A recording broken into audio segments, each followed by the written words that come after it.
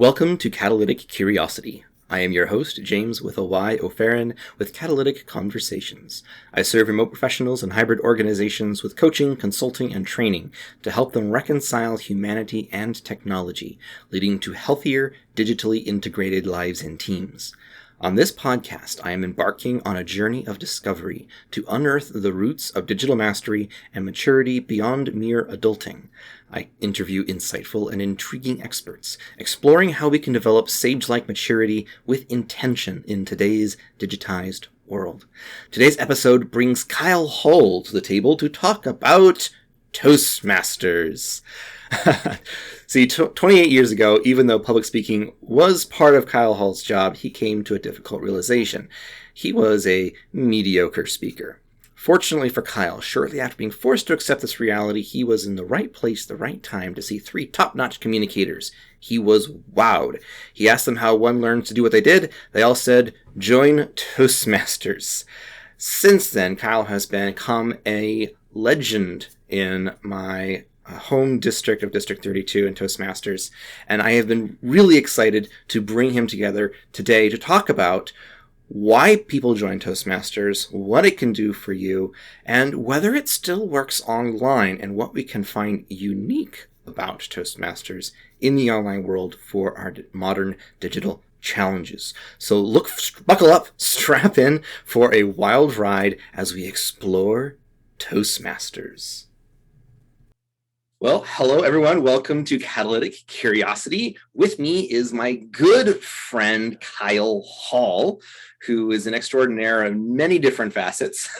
We got to know each other ways back in Toastmasters, and we've engaged with each other on a lot of different angles, professionally, but mostly in Toastmasters. We have mostly spent a significant amount of time doing different projects and things together, including starting a whole club on our own, which we'll probably circle back to at some point in this episode. But I wanted to bring Kyle on today to talk about Toastmasters from his vast experience in a lot of different dimensions in Toastmasters, and to help and then to talk about how it connects in with digital online, how it can be of service to people. So first, Kyle, who art thou? Who art thou?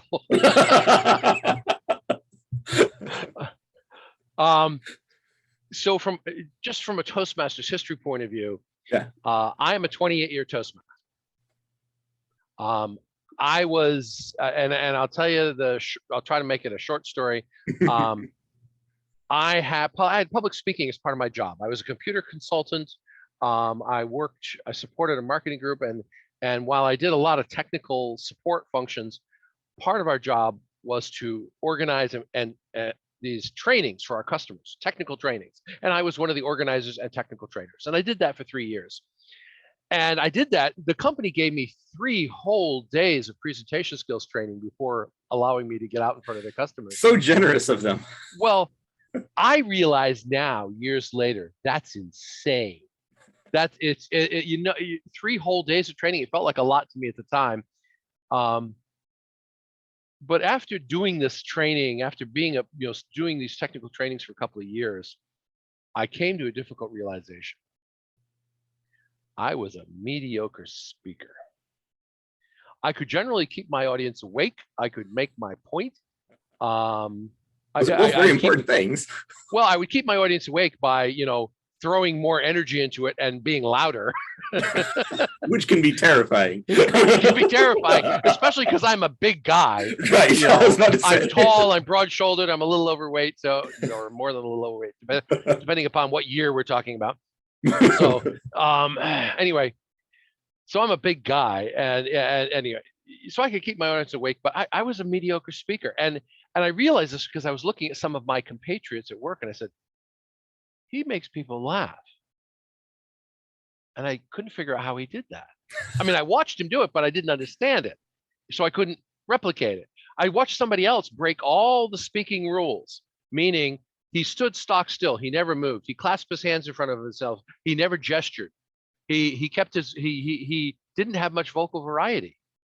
And yet he captivated his audiences. How did he do that? And I saw these people doing that, and I didn't understand it. Now, and I knew I couldn't do it. Anyway, fortunately for me, about 3 weeks after I had this difficult realization, and by the way, some people going, "Oh, I'm a mediocre speaker," they wouldn't care. This was one part of my job, and two, I'm used to applying myself to something, and over time mastering it, becoming pretty good at it. And I'd been doing this for 3 years, and I was crap. So what was wrong? It really bothered me. Mhm. Well, I went to a conference and I saw three top-notch presenters. One guy talked about object-oriented programming, usually a snore fest. He talked about it for 2 hours and had us laughing. And I learned more in that 2 hours about object-oriented programming than I had in any class I'd ever taken. That's impressive. That was impressive. Another guy spoke to us for 5 minutes. And after 5 minutes, I wanted to be his friend. He reached out and touched our hearts. And again, I looked at these two guys and said, I don't know how they're doing it, but darn, they're good. I have to learn how to do that.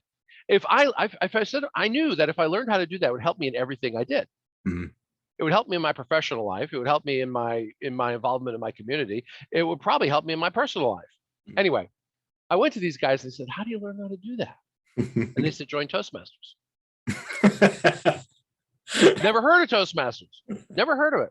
Went back home from the conference, pulled out the yellow pages, which for those of you who are young, that's Yelp printed out and bound into a book. I had never heard it put that way before, but that's exactly what it is. So I pulled out the yellow pages and I looked up Toastmasters, and there was a club that met in the building that I worked in. I mean, I worked in a high-rise in Bellevue, Washington. There was a club that met in the basement once a week. Never heard of them. Never saw them. Well, I went down. On their vice president public relations skills. Oh yeah, they needed to work on their PR big time.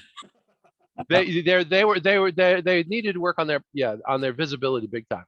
It turns out that when they met, they took a little sandwich sign and stuck it out in front of the elevators, and that's the only publicly available signage that anyone knew for an hour and a half.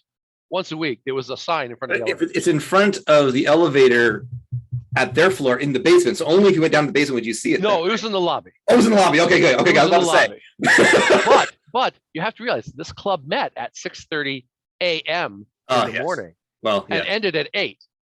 Right. So at 8, when most people are coming in, the sign's going away. Right. Anyway. Yeah. Anyway, I walked into this club. And every Toastmasters club has presentations, table topics, which we'll talk about in a second, and evaluations. I saw some presentations, which from my point of view were pretty darn good. I mean, they were as good as I could do, probably better than I could do. Really enthusiastic, good gestures, just good speaking skills. I went, wow, that's pretty good. I could probably learn from them. Then we did table topics, which is impromptu speaking. That was fun. A lot of laughter. I volunteered. It was scary, but I got involved. I volunteered, and it was good. A lot of laughter. And then they did the evaluations. So the 2 people who got up and spoke got evaluated, and the people who evaluated them gave them suggestions for getting even better. At this point, my wow meter was now overloaded. I went, wait, these people who gave speeches that I thought were good just got advice on how to get better. This is what I need. Yeah. You couldn't drag me out of there before I wrote a check. And you have to be a special kind of nuts to go to a meeting that meets at 6:30 a.m. in the morning. And I was willing to do it. I'm going to one of those now. Well, good. And there's a certain camaraderie that happens at that early in the morning. There is. All these insane people. Yeah. Looking around their coffee together. I don't drink coffee, but Well, I do. And anyway, I joined Toastmasters. That was back in April of 1994. So 28 years ago this month. Wow. And I've never looked back. I've been a member ever since. I've been a member of multiple clubs. Mm-hmm. I've been a member of advanced clubs. I have helped charter clubs. Mm-hmm. Most importantly, what's that? One with me, my favorite club, Nerdmasters. Yes, Nerdmasters, which we have to talk about. We will absolutely talk about them. But the biggest thing here is I joined Toastmasters to become a better speaker. Mm-hmm. Now, different people join Toastmasters for different reasons. Mm-hmm. Most people, well, let me put it this way. Most people in the world do not really want to become better speakers. They just want to get past the fear, the Mm-hmm. terror of public speaking. Yep. That's most people. I am a raging extrovert. So while I have some fear of public speaking, I overcame that. I pushed through that A long time ago. long ago. Yeah. Toastmasters has actually helped me learn to calm down and shut up. I can empathize with that particular motivation. Yeah. But most people, I don't think a lot of people start out going, I want to learn to become a leader. There are a few, but most don't. But what we don't realize is we cannot speak in public. We cannot be of service to our communities unless we are willing to lead even a little bit. To participate in a service organization is to lead. Yeah. And if you're going to be in a service organization and it's going to be effective, sooner or later, they're going to ask you to take on an official leadership role, like club secretary, club treasurer, club vice president of something, club president. And I've done that. I've done that in Lions. I've done that in other groups. I've chaired boards for the nonprofits I worked with. Toastmasters has served me in so many ways, and it's helped me in every aspect of my life. It's helped me change what I do for a living. I went from being a geek behind the scenes to being a consultant, to being a project manager, to being a salesman. Now I'm an entrepreneur. It helped me double my income because my skills are more valuable. Let's face it, if you're a geek who can stand up and speak coherently and enthusiastically in front of people, you're going to get paid a lot more than the geek who can't. Totally true. 100% totally true. It's helped me in my relationship and my ability to communicate with my parents and my brother and my wife. It's certainly helped me in my, the communities I've been in. As I mentioned, I would never have dreamed of stepping up and chairing a board. Before I spent some time in Toastmasters and I saw people do it, and I learned a little bit about Robert's Rules of Order. He should not be named. Well, there's a lot of organizations that use Robert's Rules of Order. Yeah. There aren't a lot of organizations that help you learn it. Yeah. And Toastmasters helps you learn it in a slow, very gentle, let's not beat you over the head with it process. The stakes are lower. Yes. Learn it when there aren't high stakes. Which is one of the big aspects of Toastmasters, that one of the big differences between coming to Toastmasters to practice speaking versus speaking at your job. In Toastmasters, you're in a safe environment where you are encouraged to fail frequently and learn from it, right? You have a safe environment where everybody supports you. You can do a terrible job and they'll find something good in it. And then things that you can, and ways that you can improve it and do it authentically and help you out. And, Robert's Rules of Order, designed to keep everybody from killing each other in order to come to a resolution over really high stakes issues. Yeah. Which, if you don't know how to use it effectively, they get used against you. Yeah. Right. Whereas in Toastmasters, you're using it to figure out, what color our branding banner should be, and really low stakes stuff that's not super important. Yeah. And so you can practice. Are we going to meet at 12:30 a.m. or noon? Right. Right. High stakes decisions. Yeah. You're not going to get fired for using too many filler words. So one of the reasons to join Toastmasters, you mentioned it, is to practice. Yeah. There's a guy I worked with when I was consulting. I was consulting at an insurance company, and they gave me a desk in their cubicle farm. And the guy next to me happened to be one of their top accountants. Okay. And I worked next to him for months. And then one month, I noticed he was getting really, really agitated. And I asked him, what's going on? And he's like, well, I'm getting ready for my presentation to the board. So he's an expert in this one area of their company, and he's preparing all the accounting things and his analysis, and he gets to present to the board once a year. And he becomes a nervous wreck for a month and a half while he's getting ready for it, and then delivering it, and then for a week afterwards. you know, and all the things that he did wrong. Yeah. Well, and just the fact that he's nervous about public speaking, I said, why don't you join Toastmasters, where you can practice this stuff, where you can get used to public speaking, move through that fear over and over again. So now the fear doesn't have any power over you. And he was like, no, I can't be bothered. and here's the thing he didn't realize. Here's the perspective I don't think he ever thought about. He got in front of the board of his company once a year. This was his personal chance to influence the company. Yeah. And he wasn't willing to work on his ability to manage his own emotions, which is part of Toastmasters. And he wasn't willing to grow his skills to the point where he could maximize his ability to affect the company he worked in. He just, no, I'll grit my teeth and edge my, you know, and force my way through it, and, you know, be of mediocre value and mediocre presentation, and, you know, they'll just get the facts they need, and I'll go hide back in my cubicle. Yeah. I had more than one talk to him about Toastmasters, but he didn't get it. Couldn't quite get past that. Yeah. So that is one of the aspects of, you know, a lot of people will just be content to just stick with whatever they have, in a sense, or then, like you initially, they'll, you know, they'll assume that they'll just get better. They'll assume that they're going to grow naturally. And public speaking isn't necessarily one of those things that just by doing the same thing over and over and over again, you're going to get naturally better at.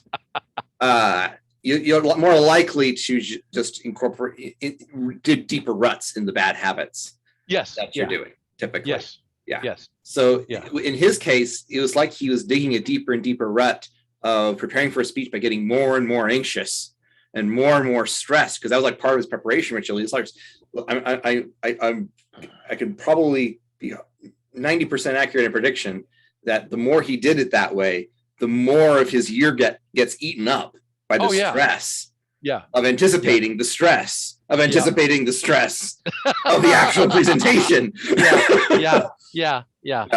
Which is sad, really. It is. Yeah. I gave a talk a week ago at a club called Sound Advice. Yes. You might know it. Yes. I was there for that. I was late to that meeting, but I was there for part of that. Well, you may have missed one of the points I made in that talk. Is I was talking about I think I talked a little about joining Toastmasters, and one of the points I made in that talk is that there's super skills. Yes. And let me describe this. Yep.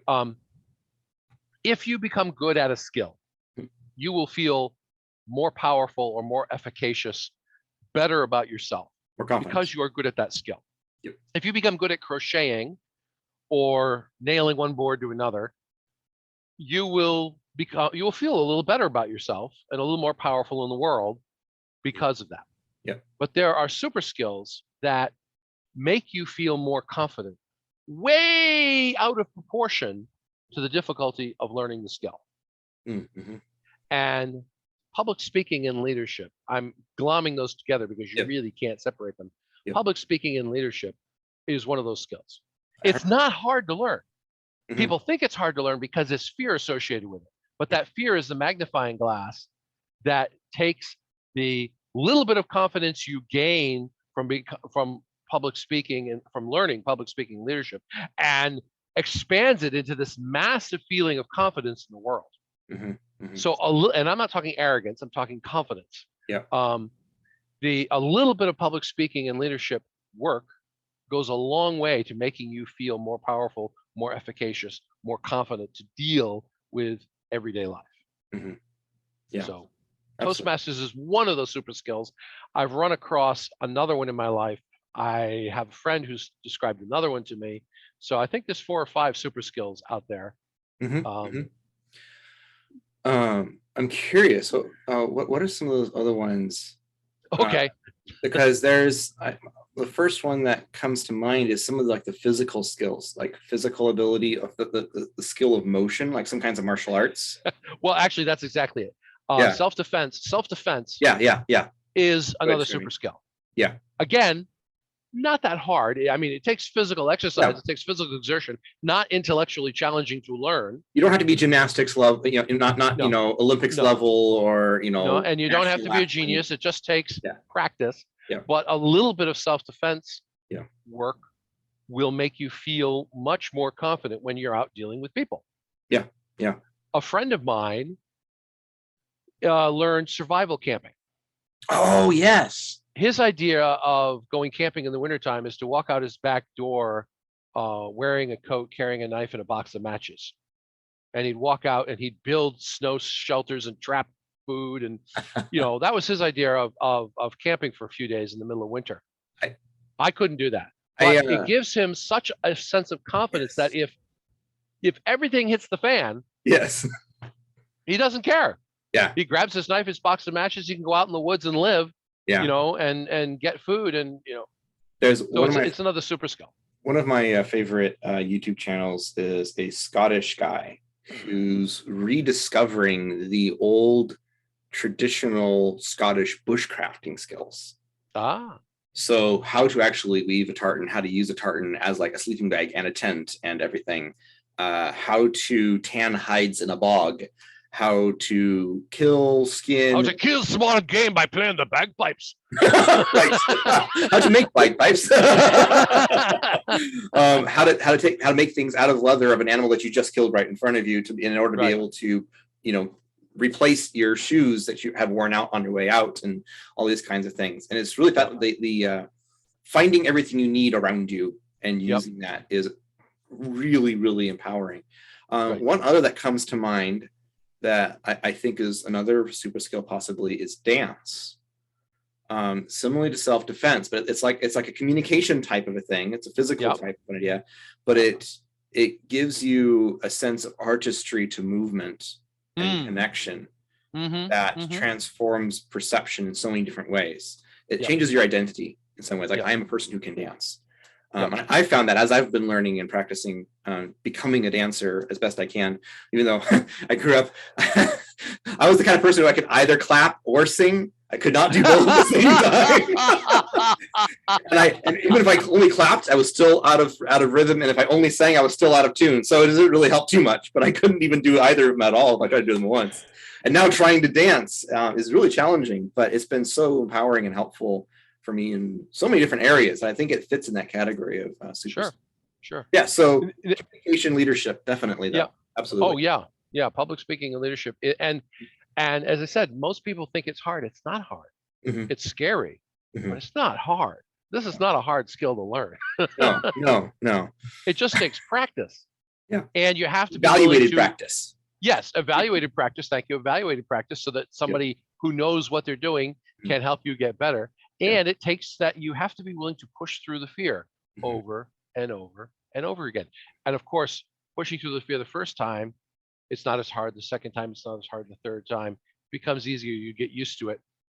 You mentioned trying things. When I'm talking with a new member in the Toastmasters club, one of the things I tell them is use your club as a place to experiment. Use your club as a place to try things. I like calling it getting your mad scientist on. Of course. You're going to plan a speech, do something you've never done before. Do something that's outside your comfort zone and try it and see if it works. They'll give you feedback. And you know what? If you want to, you can come back and do it again differently. Totally. It's one of the ways to figure out what works for you and what doesn't. Yep. I remember this is actually before Toastmasters. This was me giving speeches at ministry things and my family for different programs that we put on for, skits for holidays and things. So I was doing speeches way back. From when I think I got my first speech when I was 12, something like that. But I didn't come to Toastmasters to get rid of public speaking fear. I didn't have that to start off with. It was more connecting with people that I was interested in initially. But one thing I started doing is I would practice different kinds of note-taking preparation. I noticed I had like a string of 5 speeches or so that are coming up in the next month or so. And I thought, different people tell me different ways of preparing for speeches. Some people memorize it, the entire thing verbatim. Some people, read it. Some people memorize outlines and bullet points. Some people just keep cards, all these different variations. So I made a list of all these different variations of how to prepare for a speech. And I tried all of them, including not preparing at all, just to see if I could do the entire speech impromptu, Yeah. And compared, how did I feel about this one? How did I feel about that one? How did that one go? And I realized that I could do all of them. That was one of my biggest takeaways. Like, all of them worked. And then I could find, like, depending on what the speech was like, or what the audience was like, or what my mood was, or how much time I'd prepare, I knew that I could be confident, because I tried all of them, that I could use the one that worked for that particular speech. Yeah, which was actually really helpful. And so then when I was doing Toastmasters, and I would like, I completely forgot that I had a speech tonight. Oops. Cool. I can prepare in 3 hours, and I know I can do that. Yep. But I've done that before because I tried it, because I experimented with that. So it's a really good place, a safe place to do that. All right, so this is why everybody should join Toastmasters. Yep. Right. What about? Can I say one more thing? Go ahead before we switch on. Yeah. One of the most amazing transformations I ever saw. Oh yes, please. Was a young lady who joined our 6:30 a.m. club. Mm-hmm. And she walked in. She one of the other members had met her at work and said, "Oh, you need to come." And she came in. She was very shy and terrified to speak. But she sat through the meeting. She liked it. She did not participate in table topics, which is where we usually invite new members guests to participate. She didn't. She was too terrified. But she did join the club. She came back the next week, and the table topics master, when we got to that part of the meeting, said, would you like to stand up? And you could see she was shaking with fear. And in table topics, you're supposed to stand up and answer a question you've just been given and try to make a minute. And you go between a minute and 2 minutes. So she stood up, she spoke for about 15 seconds, sat down. Got a big round of applause, huge round of applause. Yep. Next week, a week goes by, next meeting, table topics master asks her, would you like to speak again? This time she stands up, goes for 45 seconds, sits down, gets a big round of applause. Third meeting, she goes, she hits a minute. The green flag goes up. She went, wow, I hit a minute, and just sat down. Gets a huge round of applause. Fourth meeting, actually her fifth meeting, but I mean the first meeting was as a guest. But her fifth meeting, fourth time standing up doing table topics, they ask her if she wants to speak. She stands up. She starts talking. She hits a minute. Green flag goes up. She hits 2 minutes. Red flag goes up. She's supposed to shut up. She gets to like 2 minutes and 40 seconds. She's now over time. And finally, the table topics master interrupts her. Is like, I'm sorry, I have to shut you down. We need to move on. She went from being too afraid to speak to we can't shut her up in 5 weeks. I love it. It was amazing. Oh, man. I love it. That's a really good story. Because, yes, it's a journey. Like, I've been in Toastmasters, I think, almost 10 years. Somewhere close to there now, 8-ish, 10 years, somewhere around there. But I've grown and developed so much in that time myself. But also, and it was slower because I didn't have like an initial huge hurdle to get over the fear part. It was kind of a gradual development.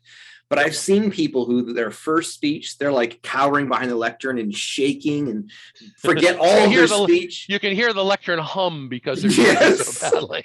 Yes. And they're just terrified, and they barely make a minute on their icebreaker. It's supposed to be 4 to 6, and they're just super terrified to like their third speech, and they're doing like their body language presentation, and they're talking about basketball, like one of their passions, and he's like moving the lectern out of the way, and he's going around and bouncing the ball, like pretending miming bouncing the ball and showing how to give a good 3-pointer and all this kind of stuff, and he's getting raucous applause.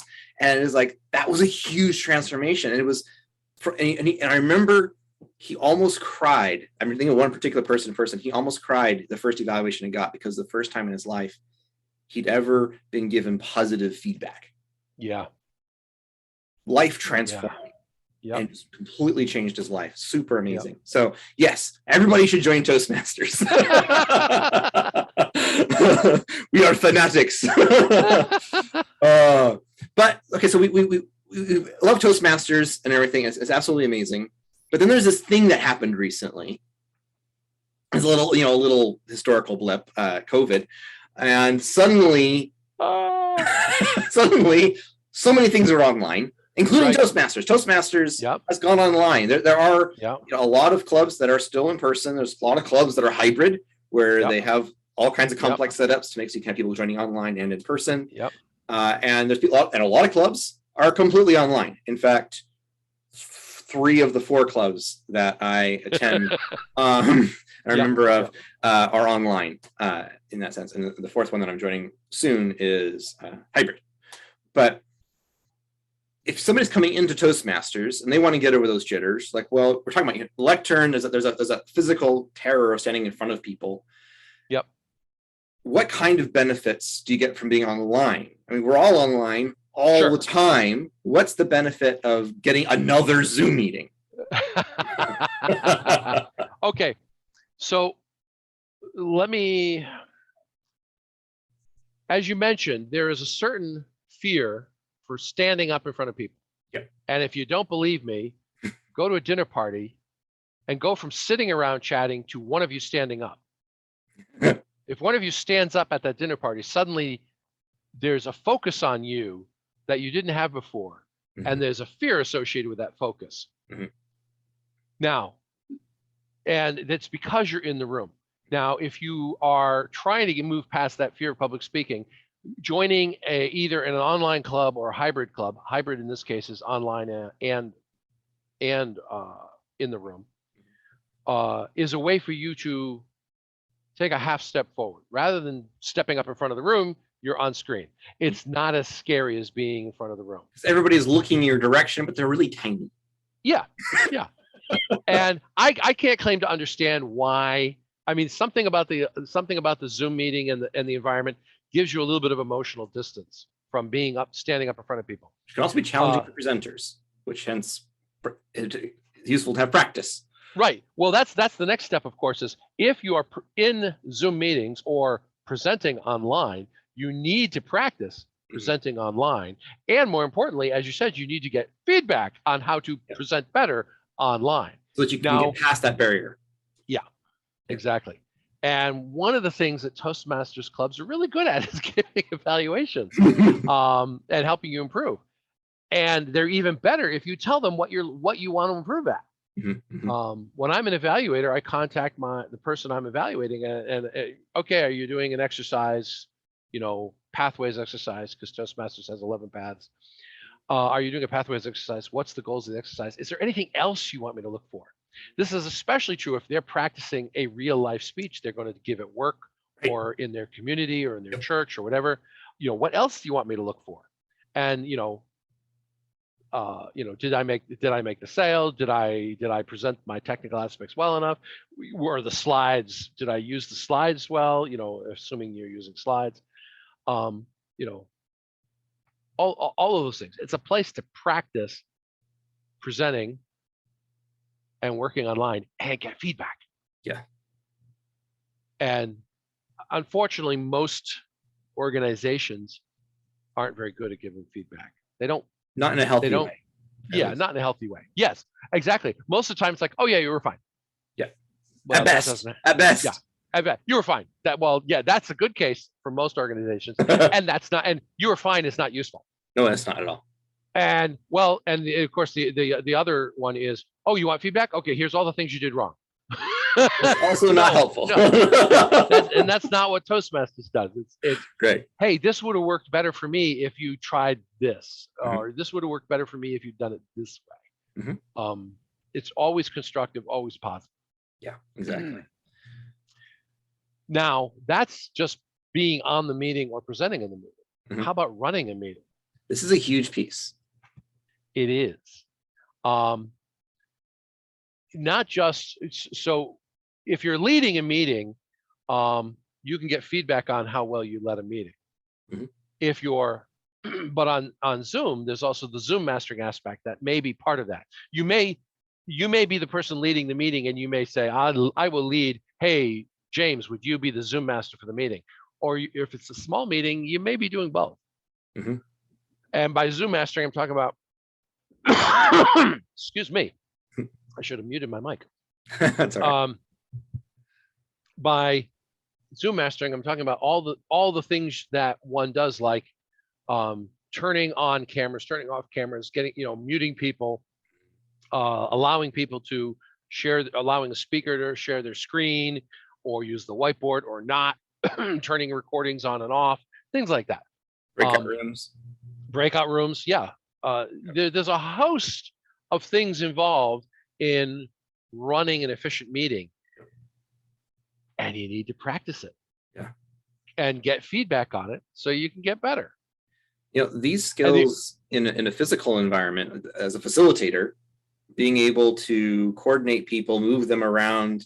Okay, we're going to break these into 10 groups here, 5 people here. You're going to talk about this on this flip chart, and here, and have this question, answer this question. That's a high level professional skill. People pay big bucks to do just that. They're not subject matter experts or anything. They just come in and run a meeting for people because people suck at that by default, right? So, but Zoom has made it so much easier to do all of those things. We have breakout rooms. You just click a button and suddenly everybody's where they're supposed to be, ideally, if it works. Ideally. Right? Yeah. But it still takes skill to not only know which buttons to click when and how to move them around and all these different things to make sure that it actually follows that ideal course, but also to design and think through, like, well, we have 4 people per room. We have 3 questions they have to go through. 2 minutes is not going to be enough in that breakout room. No. Well, and the other thing is, what if it's a hybrid environment? Yes. So, and this is one of the things that you and I used to be in Sound Advice together. We were a hybrid club before COVID. Now, we only had a couple of members who were online, but when COVID hit, I was one of them. And so we would have meetings where 12 or 15 people were in the room, and then we would break into breakout rooms, and then we'd have 5 people online who are participating. How do we involve them online when we're breaking out into breakout groups? And we had to figure out the logistics of that. And it involves cell phones with speaker capability, and having the people online dial in, or the people online form their own group or whatever. But you have to think it through. You have to work through the dynamics of that. And it's not something you want to do in your professional life for the first time. For a high stakes negotiation, for a workshop, or when your boss is watching. Right. This is something you want to be able to take out into a practice environment and say, how do I do this? And get feedback on it so it runs smoothly. Indeed. One other aspect of the benefit of online clubs is that you can join so many more in so many more places. There's a lot more options out there. Now, you could become a Toastmasters addict like myself and Kyle, who are a member of multiple clubs. So I think record. No. There are other people. I know. I are lightweights. We are lightweights compared to I know people, 8 dozens or more clubs that they're a member of and participate in regularly. It's insane. I'm more reasonably insane with only being president of 2 at a time, typically. But one of the cool things about this is, like, I have, my home club that we meet weekly. But I'll have 2 kind of home clubs, both meeting weekly, one online and one in person, both local to Fargo. But then I have 2 advanced clubs. Right. And one of them is Sound Advice, which focuses on leadership skills, and then Nerdmasters, which we founded and focuses on the intersection of technology and community, which is slightly important to me. Hence this whole podcast. So you can find clubs that align with you and your needs all over the place, all over the world. So Nerdmasters and Sound Advice are advanced clubs, which means you have to have joined Toastmasters and have worked up through a certain level before you can join them. But there are clubs that are not advanced clubs. They are normal clubs, right? But they have a focus. Specialty club. And it's worth looking for one of those that matches your style. If first of all, I would encourage anybody, if you're thinking about joining a club, to look for a local one, look for all the local clubs and visit them, try them out. Not every, and I will tell people, clubs are personalities. You're going to meet one club and you're going to go, wow, and then you're going to meet another club and you go, clubs are personalities. Try them out. Try your local clubs out, but also look online. It doesn't have to be local. There's a club I know in Federal Way that is for it's Success Speaks, I think. It's mostly for people in the real estate business, realtors, brokers, mortgage people. Now, I don't think it deliberately limits it. I don't think they exclude you, but they spend most of their time trying to attract like-minded or people from that industry. And that's just their focus, is that industry. So if you were a real estate person and you want help from other real estate people to present properties, that's a great club to join. I've heard about, I haven't sought out because I'm not a wine connoisseur of any type. I've heard about a club down in California that I think they call themselves wine masters. They're wine junkies. They meet at a vineyard. Now, if they're assuming they physically still meet, they met at a vineyard and they discussed wines and winemaking and wine tasting. And again, I don't think you have to be a wine expert to join the club, but most of the people are giving talks about wine. So if you're interested in wine, might be a place to go. I would be more interested in brewmasters. I tend to like my beer and ale and my stout a little bit more. But I've got enough on my plate right now. Right. What's your interest? What's your focus? It was when I was on writers. Yes. Who write? Yes. Yeah. I think you actually consulted them to move that direction. Was that you? There's a club in Port Townsend that I was talking with. I was coaching, and I asked them. I said, they wanted to grow their membership. I said, so who do you want to attract? Everyone. Now, well, that was exactly the same. We want to attract everyone. Everyone needs Toastmasters. We've drunk the Kool-Aid. We're a happy cult. Everybody needs Toastmasters. And I said, okay, but you can't talk to everybody. You can't market to everybody. Only people with billion-dollar marketing budgets can create something that'll talk to everybody. So let's assume you can only talk to a small group of people. Who would you want to attract to your club? And then I shut up and I waited. And after about 30 seconds of really awkward silence, one of the members said, well, most of us here are writers. I'd like to get a couple more writers in the group. And then somebody else, oh yeah, oh I like that. Oh yeah, I like that. Oh, boom. We had a demographic, writers. Yep. I said, well, okay, now we're a group that teaches public speaking and leadership. Wouldn't it be useful if those writers needed public speaking and leadership skills? Yeah, okay. So what group of writers who in the writing community needs public speaking leadership skills? And it's like, how about writers who are going to market their writing work by speaking, giving talks at bookstores or libraries and that type of thing.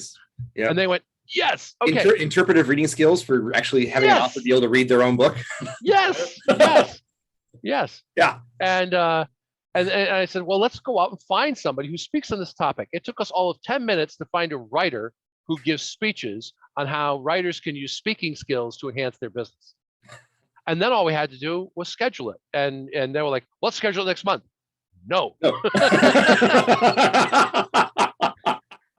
That is way too soon. There's no way we can organize it and publicize it and get people on board. No, we're going to schedule it out. We scheduled out like 5 months. Got the writer. She said she'd do it. Got her scheduled. Started publicizing. It had 40 people online, 40 guests online to attend. But it was because we offered something. I mean, the club was offering something to this community that they saw a value in. Yep. And that group focuses on writers and helping them become better speakers and leaders.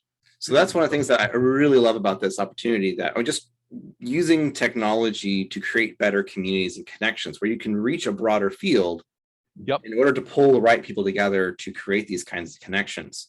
Where like Nerdmasters, we have had people from all over the world come and visit Nerdmasters because they go along. They don't even know what Toastmasters is. Like, I want to go to a place that calls themselves Nerdmasters. That just sounds cool. Oh yeah. Yeah. And we've talked about all kinds of things, how to use Zoom properly. We've talked about how to use Eventbrite properly. We've talked about all kinds of nerdy subjects, but also really fun subjects. I mean, as we're recording this, our next episode is in May, though this will be released after that. But we'll be doing a whole meeting dedicated to May the 4th. Because of course, May the 4th be with you. May the 4th be with you. We're going to talk about Star Wars, Star Trek, everything space and sci-fi related. So there's people all over the world who love that, and then are wanting to be able to connect and be able to figure out, how do I find a group that I can share my story and my nerdy passions with, Yep. And it creates a safe place for nerds Yep. to express their nerddom, which is Yeah. really special and really cool. So you can always, no matter who you are, there's going to be a Toastmasters club somewhere that you're going to be able to click with, particularly if you're looking online as well as in person. Well, and you and your listeners might be going, yeah, right. So let me tell you, Toastmasters, last time I checked, was about 350,000 members in 16,000 clubs in 143 countries. Something like that, yeah. We are the world's largest nonprofit that teaches communication and leadership skills. It's also and, affordable. Just throwing that out there. Oh yeah. Oh, nothing. It's ridiculous. Nothing. Well, if you're in a Western industrialized country like the U.S., Canada, Britain, Europe, the cost is nothing. If you're in a developing nation, I've known people who have to save up for a year to pay 6 months worth of dues. Fair. So different, it is a global program. Yeah. Yes. But basically think $100 a year. Roughly, yeah. Roughly $100 a year. Yep. Which in the US, is not terribly expensive. It's like fancy coffee a month. Yeah.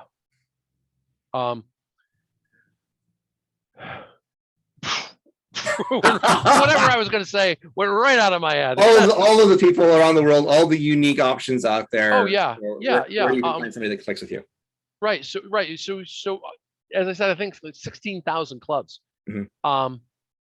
You can go to the Toastmasters website and click on Find a Club and look for something based on geography. I think you can say I want something online. But I would suggest going to Google or your browser of choice. I still think all the online clubs are in the Bay of Africa, I think. Yeah. And search for Toastmasters and your interest. Toastmasters real estate. Toastmasters banking. There's a group I know there's a group getting started called Money Matters.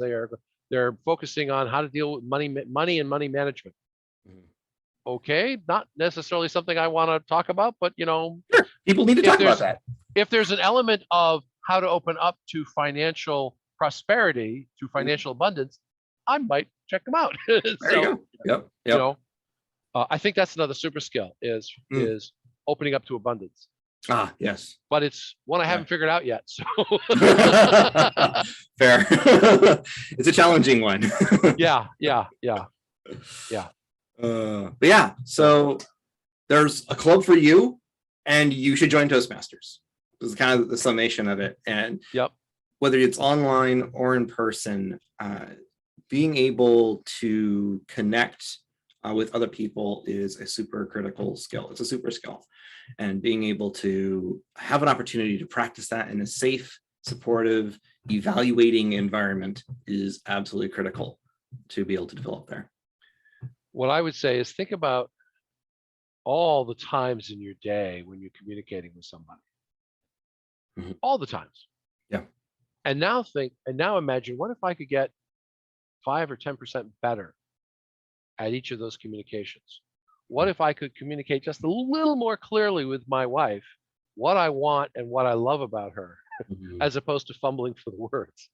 What if I could go into work and communicate just a little bit more clearly how well the project is doing and what I want from management to help the project move forward?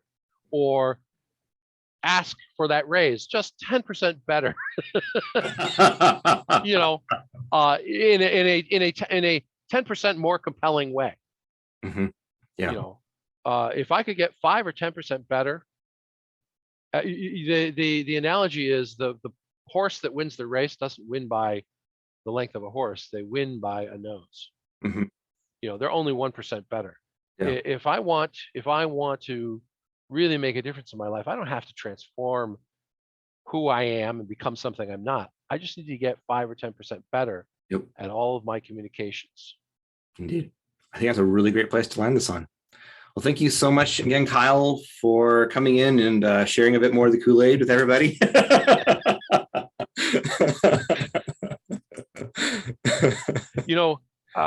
People, we talk about Toastmasters and we joke about it being a cult and everybody should have it. Right. Well, Imagine a couple hundred years ago when somebody was trying to sell people on the idea of brushing your teeth as a way of preserving your teeth.